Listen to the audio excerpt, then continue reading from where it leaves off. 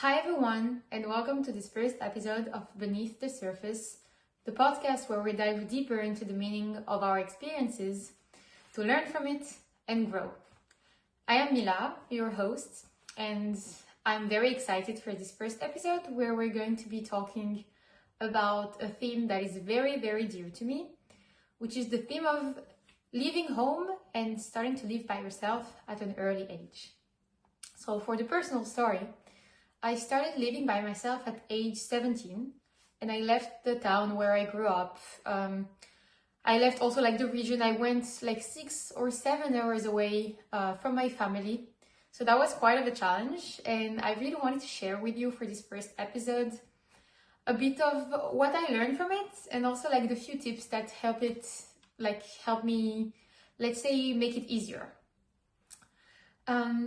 So the first thing I wanted to talk to you about in the theme of moving out of your family house and just going by yourself into the world was how to deal with loneliness and being alone, living really with yourself. Even if you go and move with roommates, I would say there is a big part of the challenge that is about learning how to be by yourself with your thoughts and not being surrounded by people 24/7. There's also this part of the challenge in the whole studying part if you leave for college, or if you leave to work at a new job. There's this very challenging thing of you're going to have to spend a lot of hours just studying or working by yourself, and you'll have to be dealing with maybe some intrusive thoughts or some feeling of loneliness at some point. So there's a few tips I want to share with you about this specific topic. First of all, I think something that's very interesting is to reframe solitude. What I mean by that is that instead of seeing it as loneliness, you can think of your solitude as a form of independence and an opportunity to grow. That's what I tried to do after a few months of living by myself, because at the beginning I really did not have the capacity to actually find any way to grow or be by myself. I was just trying to be surrounded all of the time. But I think this perspective of saying, okay, I'm by myself, I actually have time to, study something I want to study, learn a new skill. I'm not saying just academic things. I'm saying maybe a language, maybe how to get educated on finance, how to code if that's something you like, or just find some time for yourself to get better at a hobby. And this is something you don't always get the time to do. Especially, I would say, for me, before moving to college, I was working so hard. I was studying so much just to get a chance to go to a college of the level that I was aiming. And when I actually got to college, I realized that I have so much more time to get committed to other goals, other purposes. So I do think that's a very, very good opportunity. So you can change this challenge into something that's full of opportunities and full of options to grow.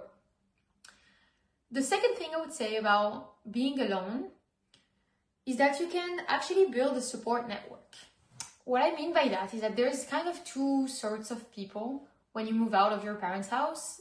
There's the ones that really want to stay in touch with the family 24/7. They're having a very, very hard time managing the being very far from the family and just not seeing your friends from back home. I get it. It can be very hard. And there's this second category of people. I was part of the second one, to be honest, which doesn't really reach out, which is so obsessed with this idea of that's it, I'm free. I have access to so many opportunities and so much freedom that I really don't want to have anything to do with the world back home. And this can be very, very hard because you also, by that, make yourself very lonely. You're becoming to live in a new city, you're going to a new university, a new job, you're just surrounded by these new people all of the time, and you're just expecting to have this new circle built after a few days. No, it's going to take a while, a few weeks, a few months.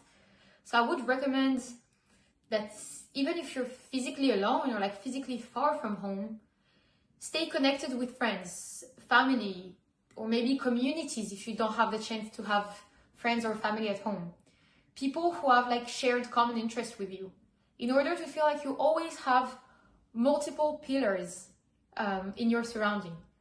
For instance, for me, when I started going to college, I made a very, very good friend, and she was basically like a sister to me. We were spending all our time together, to the point where people would be asking like, where's the other one, when they would be seeing one of us without the other.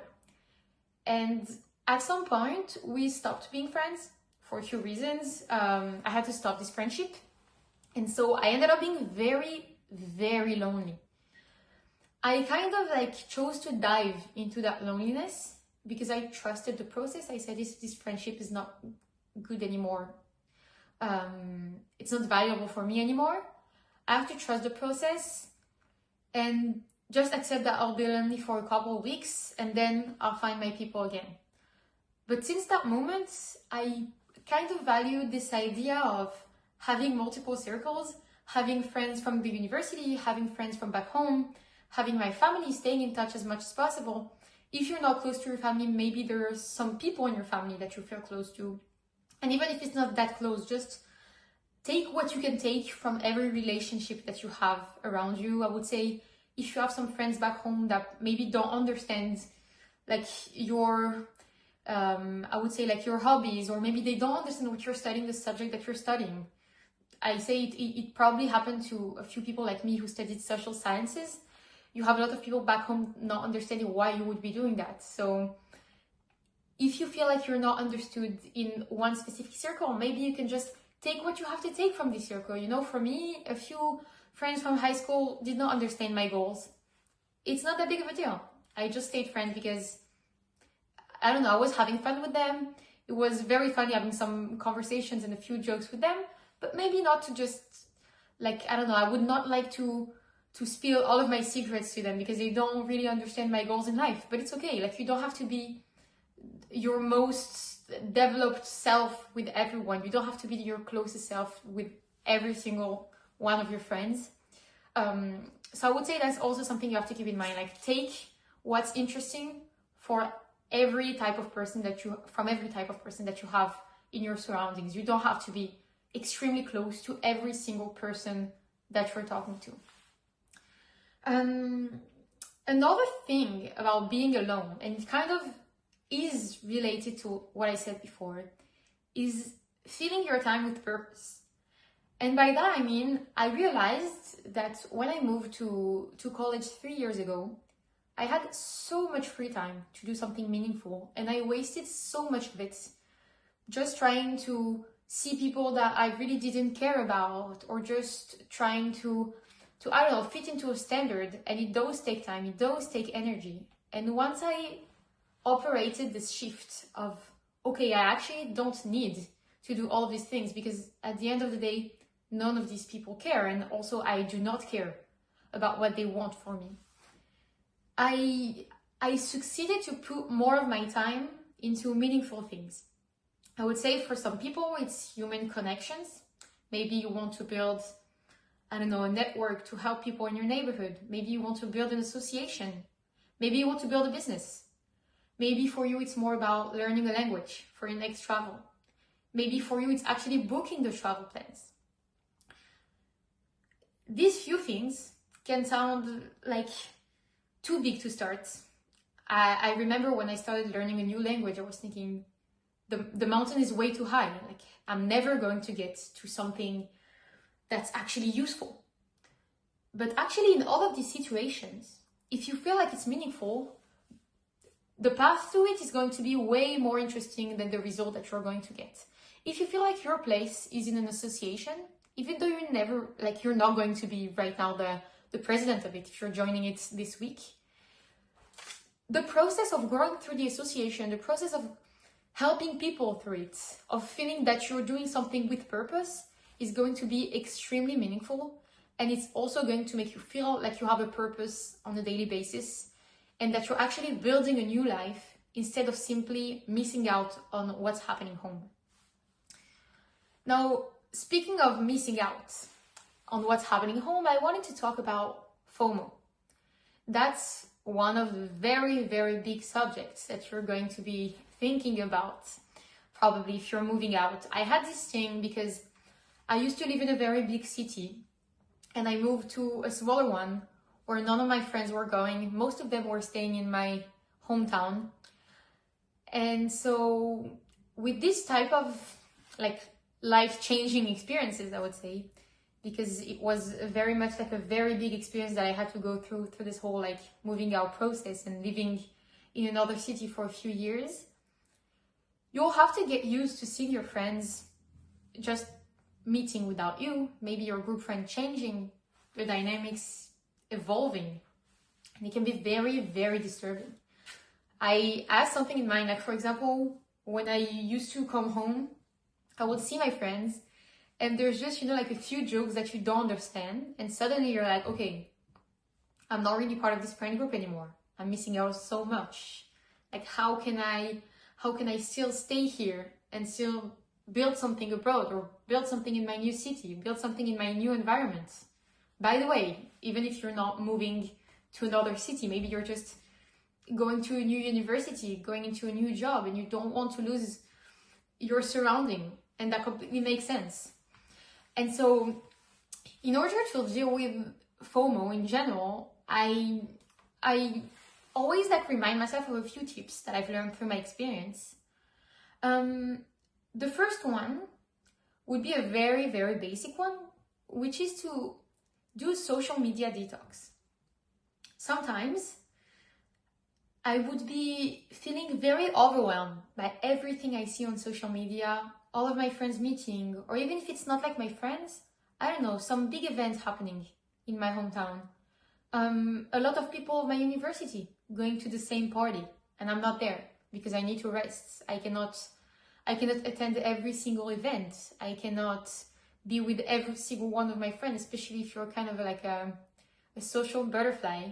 You're going to have a hard time being everywhere all at once and still keep up with your projects, your academic goals, maybe your professional life, or all at once if you have to deal with all of these in the same time. So I would say in this case, cutting out social media can be pretty useful. What I usually do is I do not like necessarily delete Instagram, TikTok, Snapchat. You don't have to delete all of these.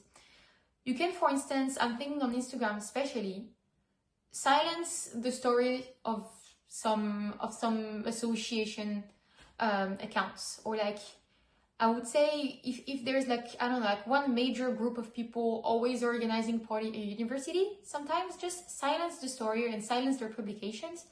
It can be useful. Like it can really make you feel more at peace.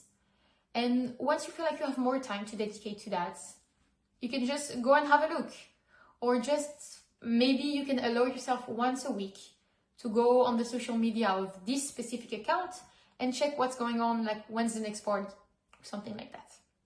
Or maybe just you can count on a few friends to update you when there's something very, very big. For example, I had a friend and I knew that she was not like always trying to be everywhere.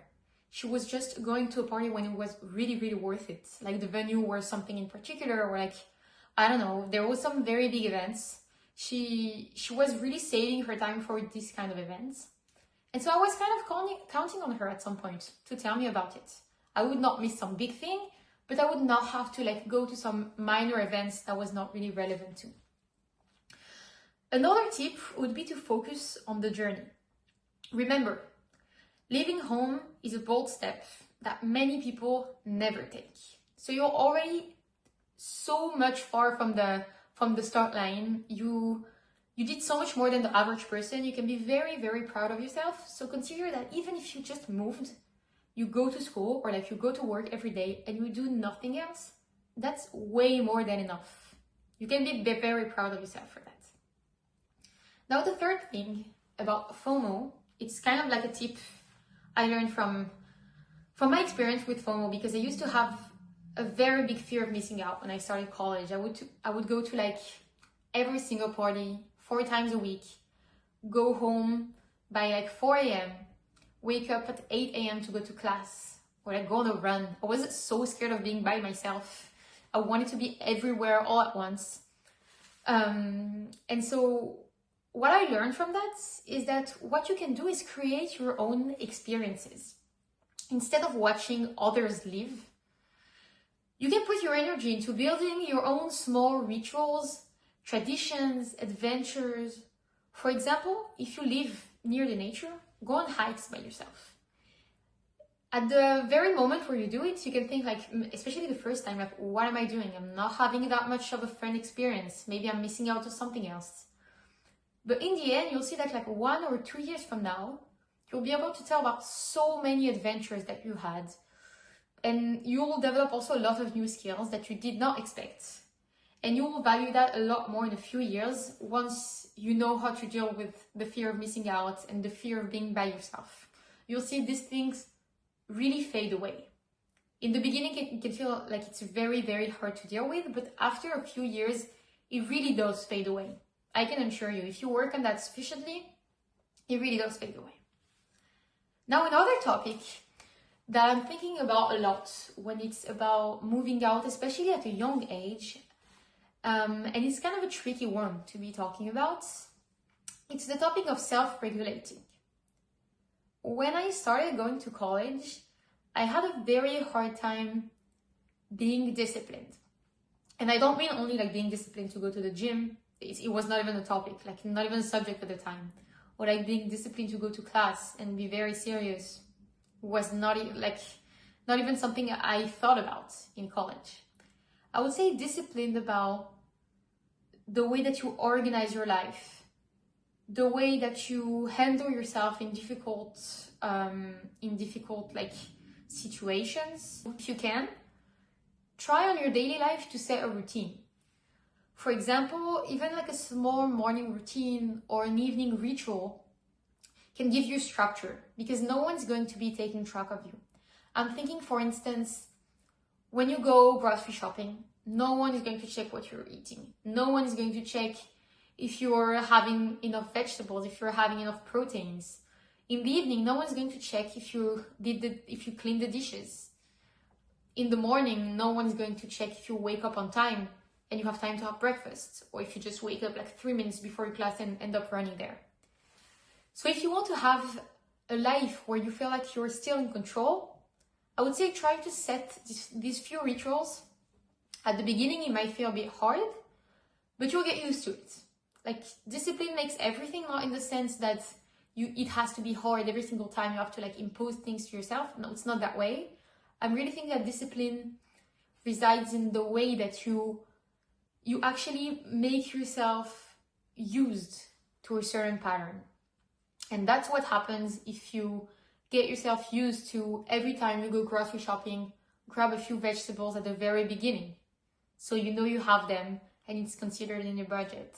Or, I don't know, if you feel like going to the gym is something that makes you feel good and is good for fueling your body, make sure that every single month you think about having these few dozens of dollars or euros or whatever just for this specific purpose. Now, another thing about self-regulating is to learn how to balance freedom and responsibility. So as I said earlier, you're going to have a lot of new experiences once you move by yourself. And through that comes the period of learning how to know what's actually like using your freedom, especially if you come from a place where people used to tell you a lot what to do. And where is your responsibility to actually handle yourself and build the life that you want to get? I would say that something that could be useful here is to recognize that independence means that you call the shots, but you also own the consequences of it.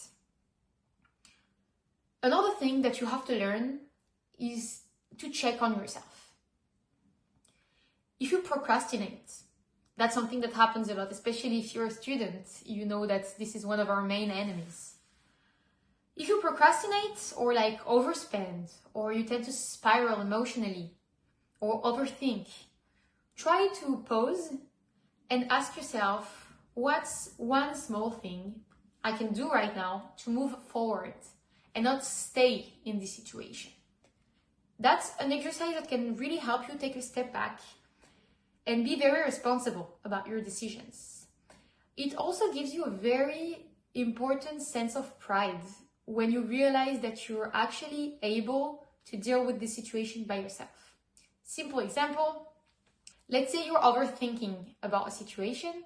No one is here in the house to be speaking with you or reassure you. Maybe you're on another time zone from your family, so you cannot call them because they're asleep. You're thinking about something like very dumb. I don't know, like you said something in front of people and you feel embarrassed about it. Try to pause, take a step back. What can I do from now? Can I text these people to say I'm really sorry about what I said? Or is it just some random thing that they probably do not think about? If you think these people forgot about it, you're going to think to yourself, okay, let's just do something that will make me feel better. For example, go for a run, go for a walk, go and grab coffee with a friend. Now, once you dealt with the situation, you'll see a few weeks after that this becomes a reflex. Every time I'm having a difficult situation, I'm asking myself, how can I deal with it? Should I reach out? Should I ask for help? Is there something I can do by myself to make me feel better? And you'll begin to trust yourself in these situations because you know that in the end, you have the solution to it and you know how to deal with this kind of difficult times. As I said earlier, finances as a young person who moves abroad or who moves to another city can be also something a bit difficult to deal with. So here are just a few quick tips as someone who has spent way too much during her first year at university and then was kind of broke during the second year of university. Try to budget early. I know it's boring, but you have to do that. That was one of my biggest mistakes. Open that Excel tab. Try to build some, to learn your buying patterns. Try to regulate yourself. I know it's very, very hard at the beginning because it sounds so boring, but you have to know how much you're spending and how much you can spend. Use simple tools, I don't know, like an app or even a notebook, and track your income and your expenses. Learn the difference between needs and wants. I know it's a hard one, especially if you used to live with your parents. You hear the word no probably very often, but still, overall, you're not the one to deal with what I'm allowed to have and what I'm not allowed to have. You really have this thing where your parents say no, okay, it's not happening, I'm not having it. Here, it's going to be more challenging because if we're at the beginning of the month, you have all of your money, you really want to buy this pair of shoes, but you know you shouldn't. You can still do it, but you'll have to face the consequences. So in order for your life to be easier, try to learn this difference very early and try to understand that some things are non-negotiables. Of course, rent, food, transport. Do not let yourself being late on these kind of expenses. Of course, if you're in a position where you can, but try to complete these at first, and then everything else should fit into what's left. Do never take debts more than what's needed. I would say, like if you have an like a loan to pay for your tuition fees and your housing and your food, don't spending for anything superficial, anything other than the basic needs, because you'll probably end up regretting it. Try to have a mindset of having an emergency fund.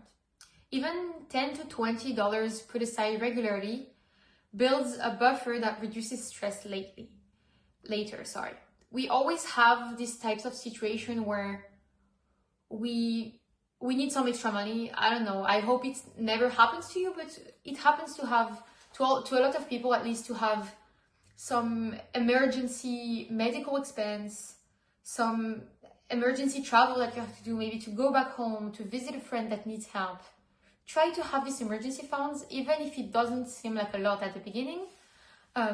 Accumulated, it becomes a very important part of what you have in your bank account usually, and also even if you never end up using it, it will be a very good saving, and when the moment comes, you'll know what to do with it. Now, the last thing I want to talk about on finances as a young person is side hustles and skills. Explore small flexible jobs or like freelancing opportunities to supplement like income. It can sometimes be very hard to find a job aside from your classes. I don't know if you're going to university, or I'm talking specifically for students here. For me, for example, I could not really find any job that used to fit my hours. So try a side hustle. For example, I used to teach languages. That would work very well because I could choose the times I wanted to teach. It was online, so it's very, very easy to do this type of side hustles. So I would very, very much recommend it. That's going to be it for today. I hope you loved today's episode. If you ever have anything in mind that you feel like would be better for the format, something that you would like to hear a lot more, don't hesitate to tell me. Tell me also a bit about your story and try to share with us your tips about moving abroad or moving as a young person. And I hope you enjoyed today's episode. Until next time, don't forget to go beneath the surface and learn from your experiences.